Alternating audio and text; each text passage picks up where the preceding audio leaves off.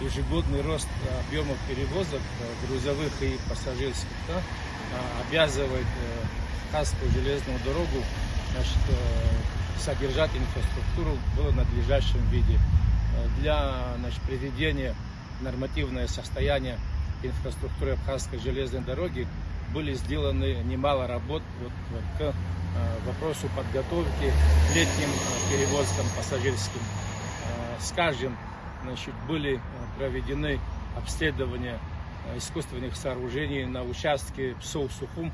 Это такие как мосты, тоннели, подпорные нагорные стены и волноотбойные защитные стены.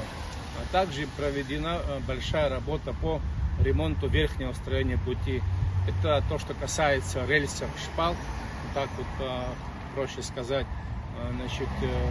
Большой объем капитальных вложений с привлечением специалистов и даже из Российской Федерации.